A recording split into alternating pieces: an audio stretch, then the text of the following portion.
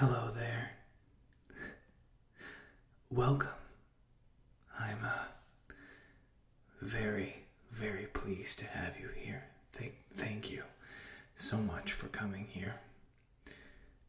Today is a very special day. Yes, very special. Today is the very first meeting of the Shower Poet Society. It's a working title. I'm sure I might be able to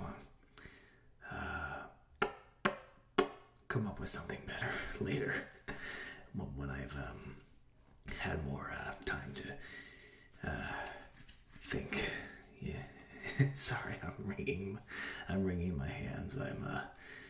I'm pretty nervous. It's the big first meeting, and I suppose some congratulations are in order because you are the very first member of the Shower Poet Society.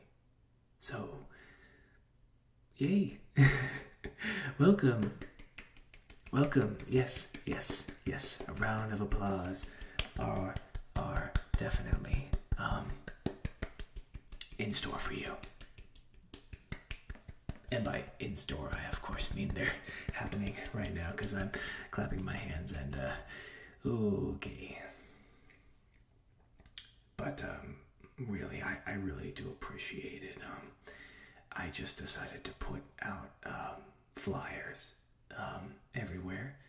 I honestly didn't think I put them out soon enough to see anyone get them, to create enough groundswell for this club, this society. I figured that a lot of people around the world, everywhere, come together to celebrate a passion of theirs, and they find you know what I mean, other people of like mind, and they come together and they celebrate their passion for that subject together. And for me, that's poetry. I absolutely love it. I so admire anyone with the courage to take their thoughts and feelings and put them on paper, to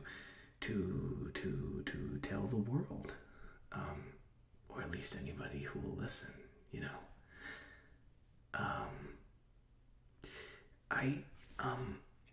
I'm sorry, there is a little smudge here on the shower wall, and I don't know why it's there because I made these walls absolutely pristine in case company came. So if you don't mind, I'm just gonna get okay. I'm just gonna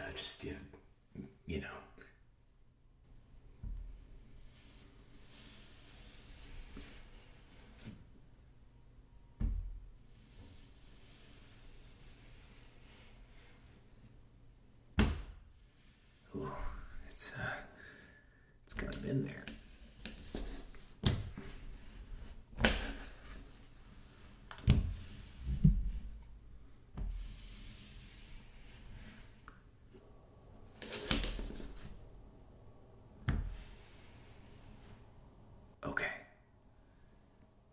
Okay, I think we're good. Yeah. Well, let me see.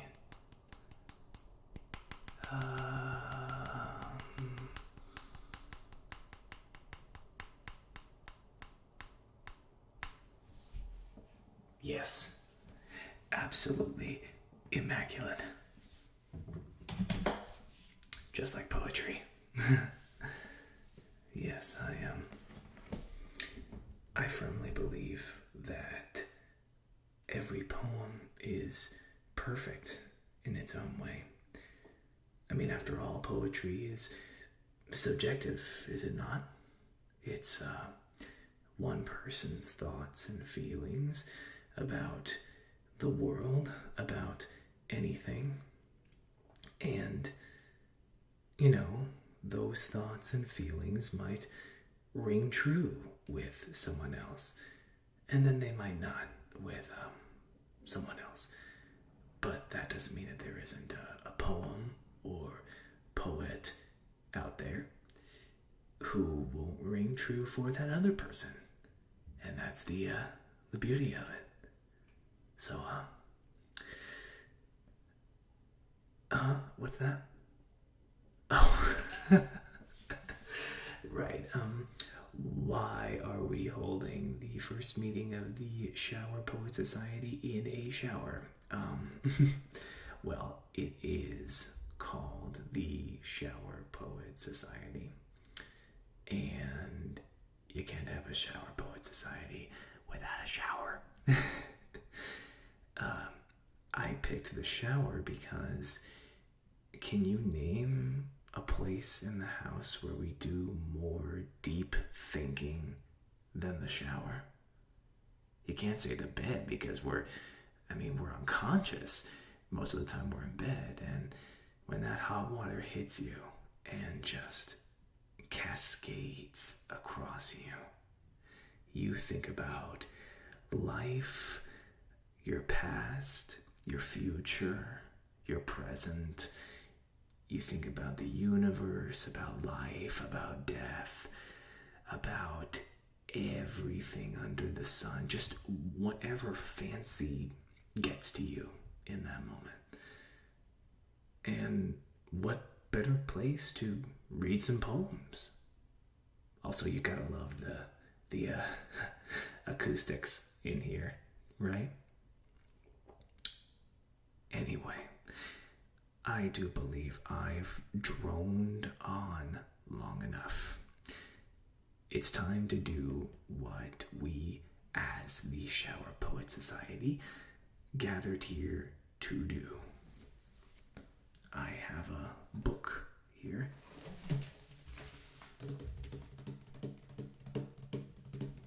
It's a big book. For the very first meeting of the Shower Poet Society, I have chosen the poems of, drumroll please,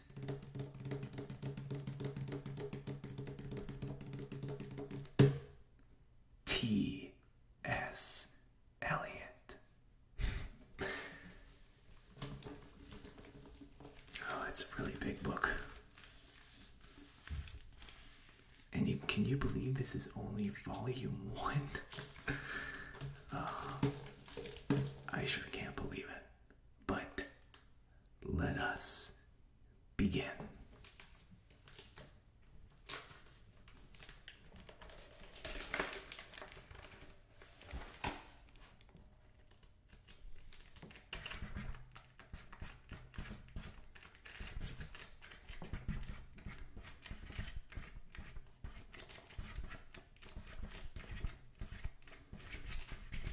Quite a big forward. Wow, they even put a glossary at the beginning. You don't see that too often.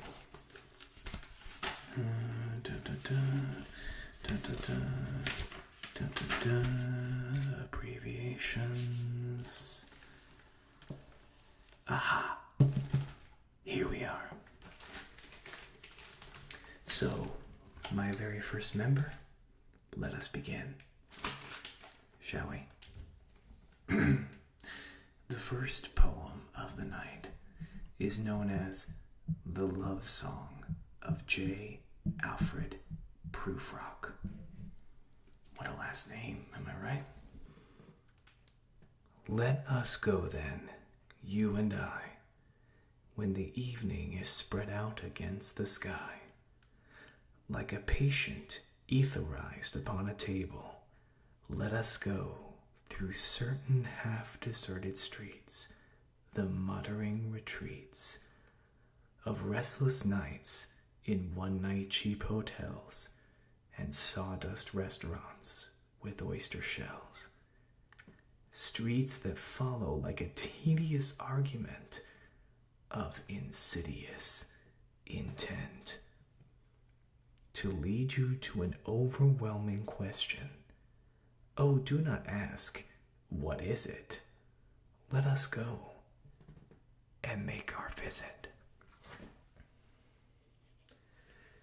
In the room the women come and go, talking of Michelangelo. The yellow fog that rubs its back upon the window panes, the yellow smoke that rubs its muzzle on the window panes, licked its tongue onto the corners of the evening, lingered upon the pools that stand in drains, let fall upon its back the soot that falls from chimneys, slipped by the terrace, made a sudden leap, and seeing that it was a soft October night, curled once about the house and fell asleep.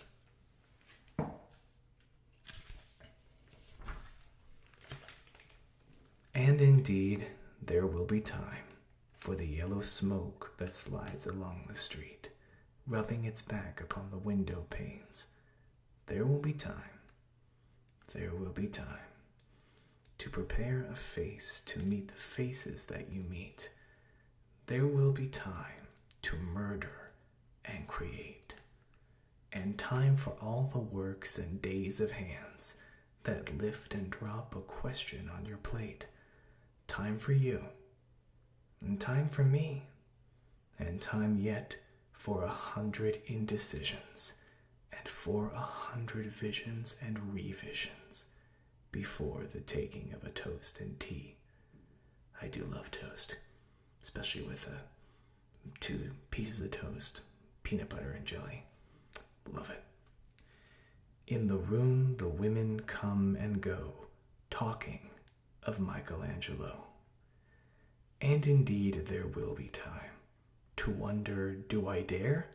And do I dare? Time to turn back and descend the stair with a bald spot in the middle of my hair. They will say, how his hair is growing thin. My morning coat, my collar mounting firmly to the chin, my necktie rich and modest, but asserted by a simple pin. They will say, but how his arms and legs are thin. Do I dare disturb the universe? In a minute there is time for decisions and revisions, which a minute will reverse.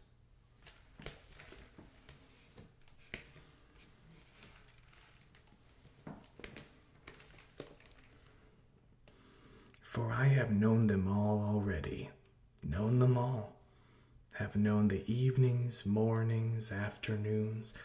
I have measured out my life with coffee spoons. I know the voices dying with a dying fall, beneath the music from a farther room.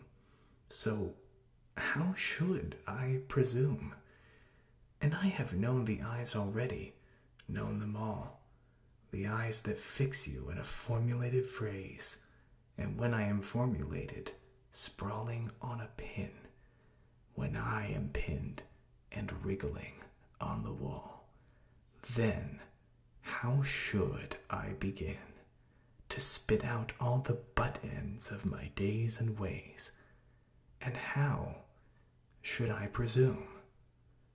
And I have known the arms already, known them all, arms that are braceleted and white and bare, but in the lamplight, downed with light brown hair.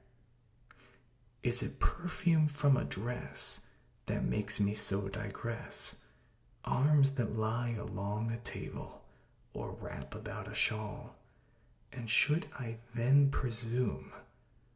How should I begin?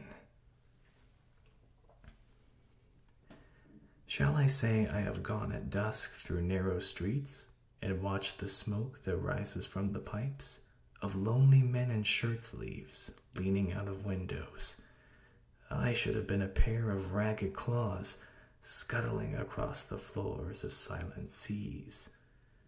And the afternoon, the evening, sleeps so peacefully, smoothed by long fingers, asleep, tired, or it malingers, stretched on the floor, here beside you and me. Should I, after tea and cakes and ices, have the strength to force the moment to its crisis? But though I have wept and fasted, wept and prayed,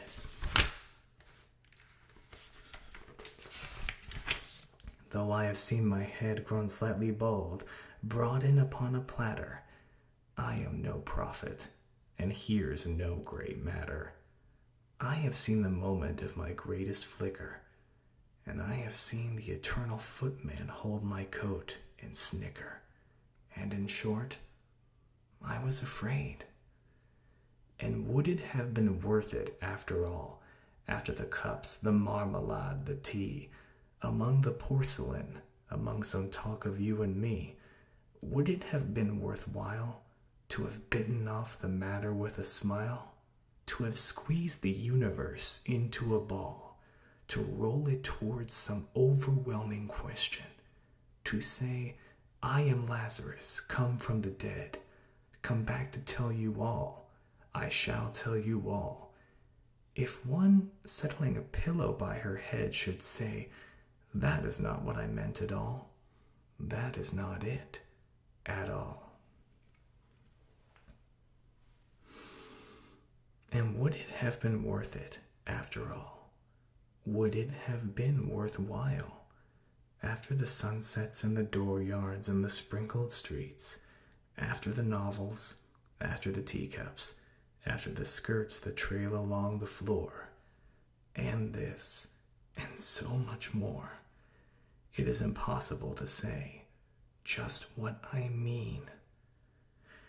But as if a magic lantern threw the nerves and patterns on a screen, would it have been worthwhile if one settling a pillow or throwing off a shawl and turning toward the window should say, that is not it at all, that is not what I meant at all?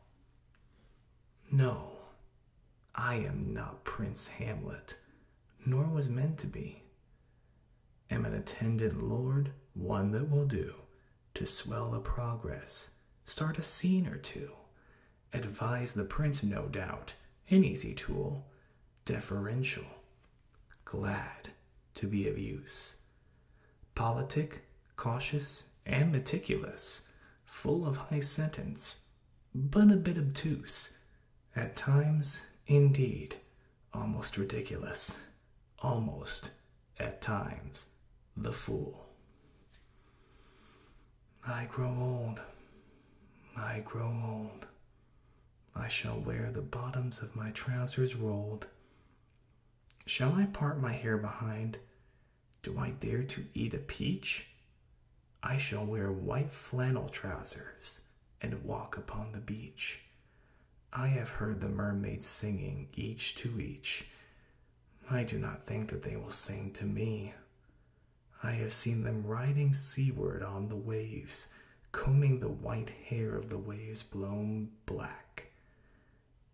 Oh, I'm sorry, I read that wrong, excuse me. Let's start that one over. I have seen them riding seaward on the waves, combing the white hair of the waves blown back, when the wind blows the water white and black.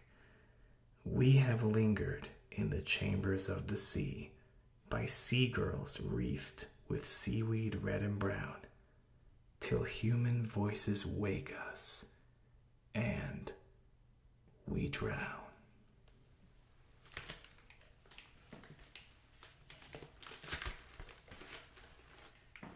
Wow.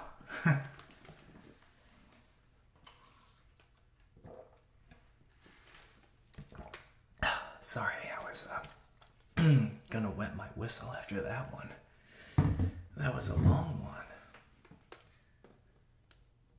But what an opening poem to begin our society on, right? What do you suppose old Eliot was talking about with this one? I don't know. It reminded me a lot about how I feel about my life and the passage of life. How shall we presume? How shall we approach it? Really, I guess all of our lives are up to us, and we make of it what we will. And no matter how old we get or how much we think the world has left us behind, we can always strike up a new tune. We can always see the world as it should be. Not bad, Mr. Prufrock. Not bad. What a funny last name. Prufrock. Prufrock.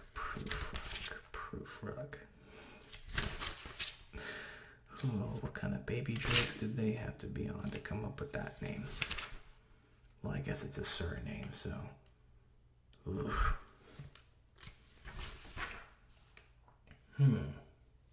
Here's one. It's called The Boston Evening Transcript, and it's much shorter. The readers of the Boston Evening Transcript sway in the wind like a field of ripe corn, when everything quickens faintly in the street, wakening the appetites of life in some, and to others bringing the Boston Evening Transcript. I mount the steps and ring the bell, turning, wearily, as one would turn to nod goodbye to La Rochefoucauld,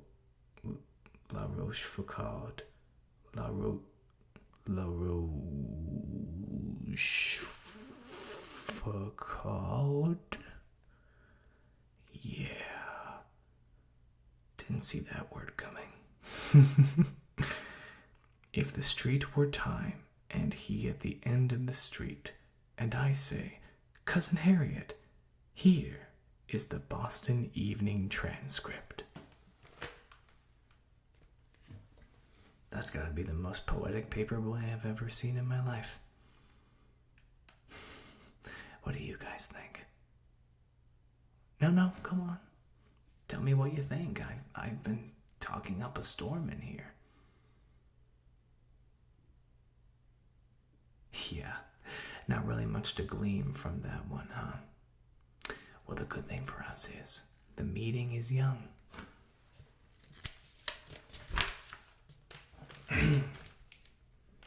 Here's one. This one's called Hysteria. As she laughed, I was aware of becoming involved in her laughter and being part of it until her teeth were only accidental stars with a talent for squad drill. I was drawn in by short gasps inhaled at each momentary recovery, lost finally in the dark caverns of her throat, bruised by the ripple of unseen muscles. An elderly waiter with trembling hands was hurriedly spreading a pink and white checked cloth over the rusty green iron table, saying, "If the lady and the gentleman wish to take their tea in the garden, if the lady and gentleman wish to take their tea in the garden." I decided that if the shaking of her breasts could be stopped, some of the fragments of the afternoon might be collected, and I concentrated my attention with careful subtlety to this end. I like that one. Not as much as the first one, but it's still pretty good. I don't know. What do you think?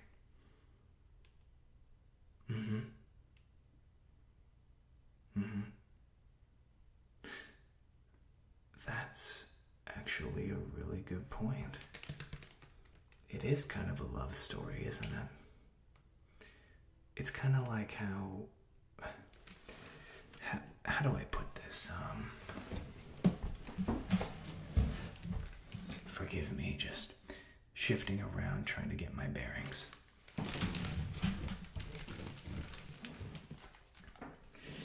It's kind of like, when you've been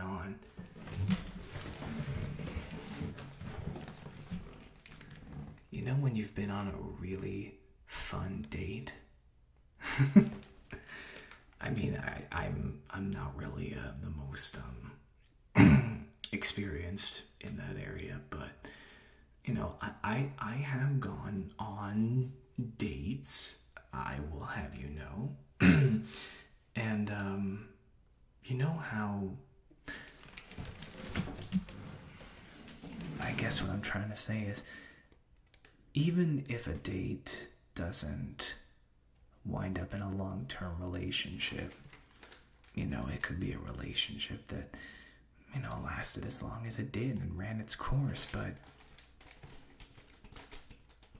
the date itself was so captivating and so fun and spontaneous that you kind of take a step back and you kind of take a snapshot in your mind of where you are, what you're doing, and who you're with. You memorize how their eyes shine, or in the case of hysteria, you latch on to how they laugh. And you're convinced that as long as you focus on that one feature, you'd be able to preserve this moment in your mind forever. I could be completely wrong, but hey, you're the one who said it was a love story, not me. That's on you.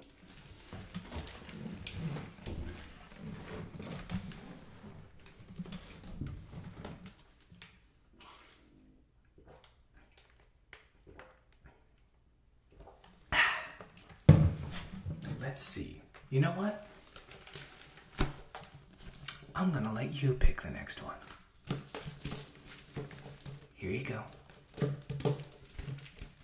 Oh, yeah, it's a little heavier than it looks, so yeah, there you go.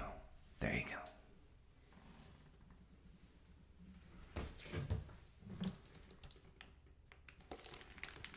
Oh, you're one of those people, huh? You cut right through to the middle of the book, right? Yeah, sometimes we just like to open the book, see where it opens, and, just start there. Have you picked one? Ah, okay. Yeah, I'll take it. You want me to read it? You don't want to read it yourself? No, come on.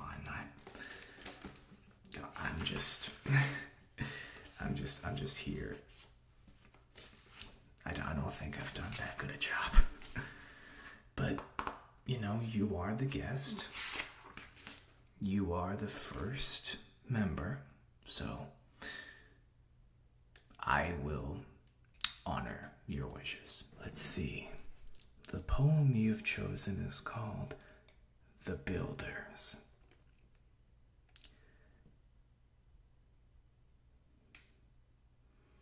Ill done and undone, London so fair. We will build London bright in dark air, with new bricks and mortar, besides the Thames board, queen of island and water, a house of our Lord, a church for us all, and work for us all, and God's world for us all, even unto the last.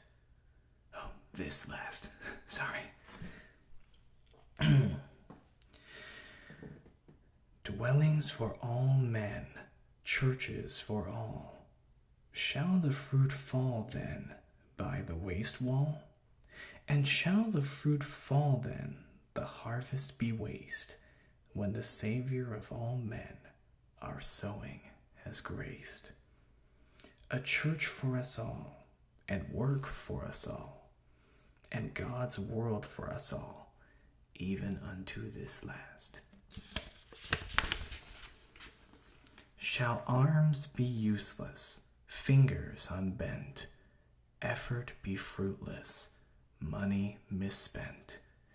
We build the new towers and raise the new shrine in this London of ours, of yours and mine. A church for us all, and work for us all, and God's world for us all, even unto this last. Wow, you picked a good one. Oh yeah, you picked one that flows really well, you know. The lines were a lot more concise, easier to read. Well, I won't pretend to know what that poem was all about, but at least to me, it was encouraging, right? You know, it kind of reminded me that no matter what day of the week it is or what day of the year it is, anytime we set outside these walls, the walls of our home, and go into the walls of our work, we're out there together, building a new church, building a new London in our lives together. And maybe, I don't know, maybe if we realized that we were doing that together, we'd be more together, you know? And not let the fruits fall by the waste wall. Do you know what that is? Was there a wall where everybody dumped their... I'm not gonna finish that.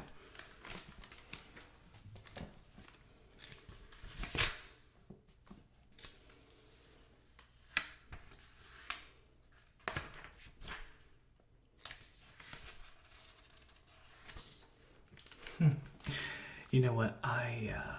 For the next one, I'm gonna pick, because I just flipped through a couple pages, and this one drew my eye. It's called A Practical Possum. Practical Possum. Kind of sounds like a kid's TV show, right? Practical Possum learns how to count. Well, let's find out what this particular practical possum is all about.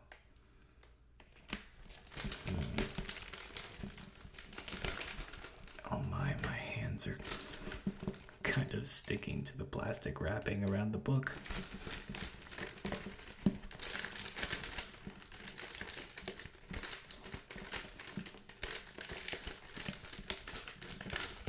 Well, it is from the library after all. They have to do their best to preserve it, just like we have to do our best to support our local library. Am I right?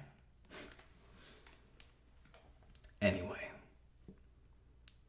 a practical possum once lived in a pie, surrounded by gravy and sweet pertaters. And he always walked out with a glass in his eye and a clerical hat and an apron and gaiters. For a possum who dresses in style is certain to be observed. And everyone said, "What a charming smile, and isn't he well preserved?"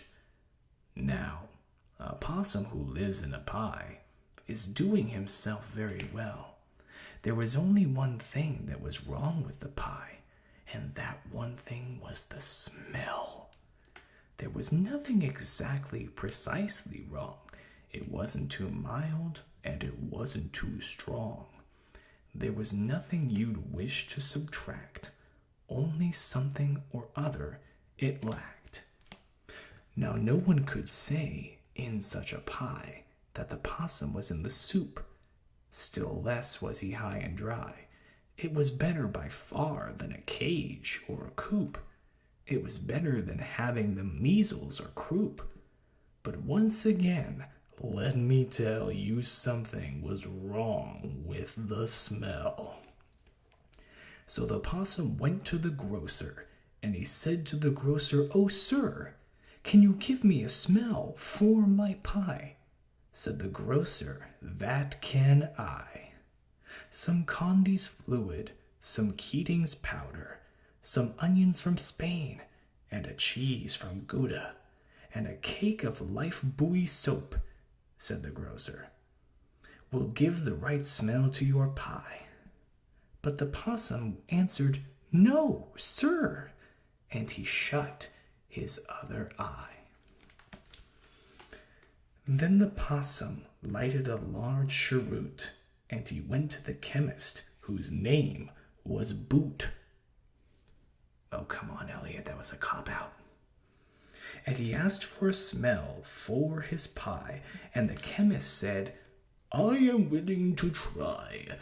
I suggest some cod liver oil and malt, with some syrup of figs and Enos salt, and a pinch of iodoform as a spice, all for a small inclusive price. The smell," said the chemist, "will be very nice." So the possum heaved a sigh and shut his other eye, and the chemist went on talking, but the possum by now had both eyes shut. But while the possum was fast asleep, the lavender fairy was wide awake. Plot twist! She flew to the pie and took a peep, and gave her magical bag a shake right into the possum's pie, and darted away in the sky. Then the possum awoke and composed this song. I must be right, and I can't be wrong. It isn't too mild, and it isn't too strong. The perfect pie for a possum must be flavored with lavender blossom. Asleep or awake, there is no mistake. A lavender pie, we must now suppose, is the best for a practical possum's nose, and the tips of his ears, and his tail, and his toes.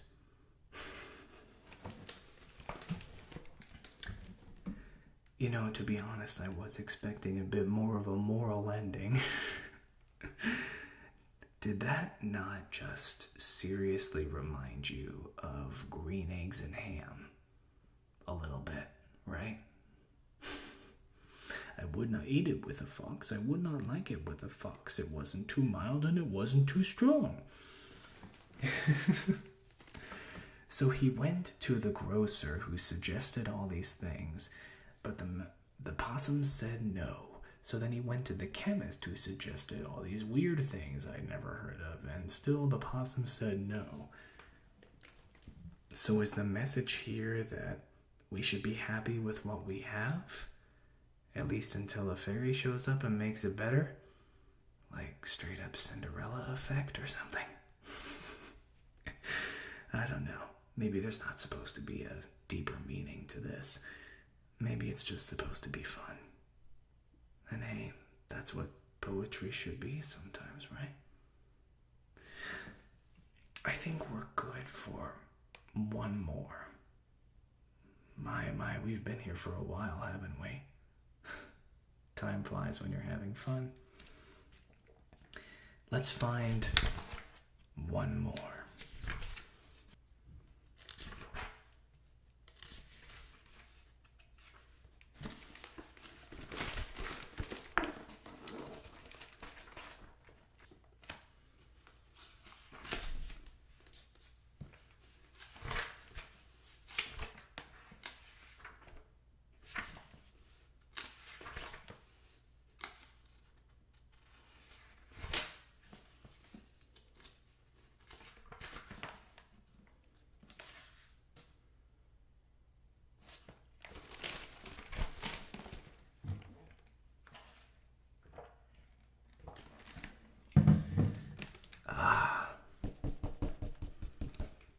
think this one will do. It's called The Country Walk. Of all the beasts that God allows in England's green and pleasant land, I most of all dislike the cows. Their ways I do not understand. It puzzles me why they should stare at me who am so innocent. Their stupid gaze is hard to bear. It's positively truculent. I'm very inconspicuous, and scarlet ties I never wear. I'm not a London transport bus, and yet at me they always stare. You may reply, to fear a cow is cowardice the rustic scorns, but still your reason must allow that I am weak, and she has horns. But most I'm terrified when walking with country dames and brogues and tweeds, who will persist in hearty talking and stopping to discuss the breeds. To country people cows are mild, and flee from any stone they throw, but I'm a timid city child, as all the cattle seem to know. But when in lanes alone I stroll, oh, then in vain their horns are tossed, in vain their bloodshot eyes they roll, of me they shall not make their boast. Beyond the wall, or five-barred gate, my sober wishes never stray. For me their deadly prongs may wait, but I can always run away. Or I could take sanctuary in any oak or apple tree. Dude, it's cows. Oh my gosh. I thought this was going to be more, well, for lack of a better term, poetic. Well, I guess it was pretty poetic. I mean, that's probably the most poetic you're ever going to hear someone describing a fear of cows. And with that, I think we'll call it a night. Well, I thank you for spending this time with me. I've really enjoyed reading poems with you here in the shower. Welcome to the Shower Poet Society. And on your way out, there are flyers, different ones that I made about the next meeting and what we may or may not be discussing. I mean, if there is another meeting, you could always run screaming from here because I'm weird, but I hope you won't. I hope you had as much fun as I did. So, I guess the only way to end this is just to say, let's go out into the world and build our new London together. Well, there's only one exit, so... Oh, and don't forget, just because you're talking into the void doesn't mean that no one's listening.